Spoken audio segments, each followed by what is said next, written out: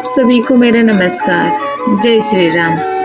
आज मैं आप सभी को विजयदशमी के बारे में बताने जा रही हूँ। विजयदशमी को दशहरा भी कहा जाता है। विजयदशमी या दशहरा का पर्व अश्विन मास की शुक्ल पक्ष की दशमी को मनाया जाता है। इस पर्व को भगवती के विजया नाम पर विजयादशमी कहते हैं। इस दिन भगवान रामचंद्र जी ने लंका पर विजय प्राप्त की थी, इसलिए भी इस पर्व को विजयादशमी कहा जाता है। ऐसा मानना है कि अश्विन शुक्ल दशमी को तारा उदय होने के समय विजय नामक काल होता है। यह काल सर्व कार्य सिद्धिदायक होता है।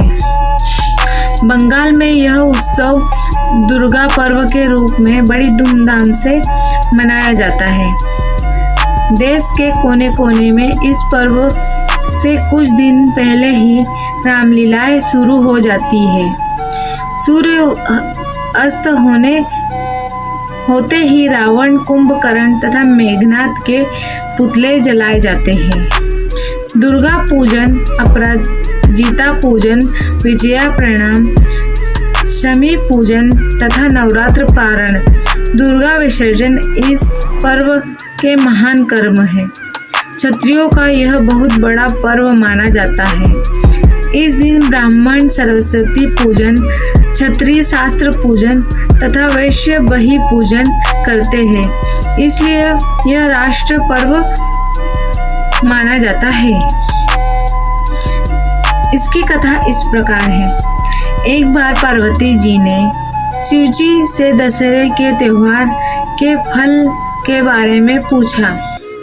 शिव जी ने उत्तर दिया, अश्विन शुक्ल दशमी को सायकाल में तारा उदय होने के समय विजय नामक काल होता है, जो सब इच्छाओं को पूर्ण करने वाला होता है। इस दिन यदि श्रवण नक्षत्र का योग हो तो और भी शुभ होता है।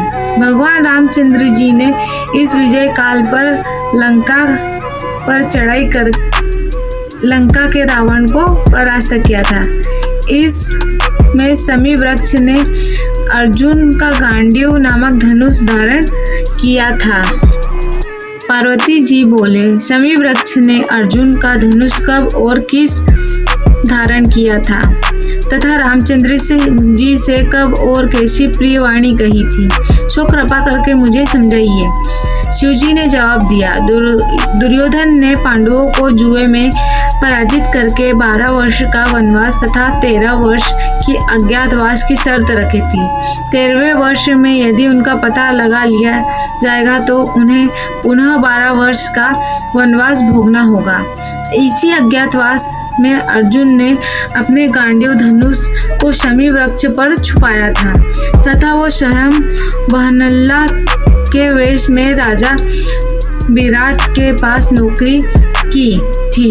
जब गोरक्षा के लिए विराट के पुत्र कुमार ने अर्जुन को अपने साथ लिया, तब अर्जुन ने शमी वृक्ष पर से अपना धनुष उठाकर शत्रुओं पर विजय प्राप्त की थी। विजयदशमी के दिन रामचंद्र जी ने लंका पर चढ़ाई करने के लिए प्रस्थान करते समय शमी वृक्ष ने रामचंद्र जी का विजय का उद्घोष किया था। विजय काल में शमी पूजन इसलिए होता है। एक बार युधिष्ठिर के पूछने पर श्री कृष्ण जी ने उन्हें बताया था कि विजयदशमी के दिन राजा को स्वयं अलंकृत होकर अपने दासों और हाथी घोड़ों को सजाना चाहिए।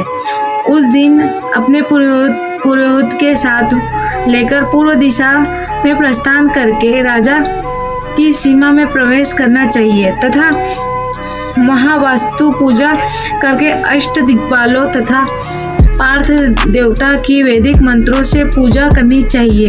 शत्रु की मूर्ति अथवा पुतला बनाकर उसकी छाती में बाण मारना चाहिए तथा पुरोहित वेद मंत्रों का उच्चारण करे। ब्राह्मणों की पूजा करके हाथी घोड़ा अस्त्र शस्त्र निरीक्षण करना चाहिए। जो राजा इस विधि से विजय प्राप्त करता है वह सदा अपने शत्रु पर विजय पाता है। इस तरह विजयदशमी मनाई जाती है। अगर आपको मेरी यह कथा और विजयदशमी के बारे में बातें अच्छी लगी हो तो मेरे चैनल को लाइक करें, सब्सक्राइब करें और कमेंट में जय श्री राम अवश्य लिखें।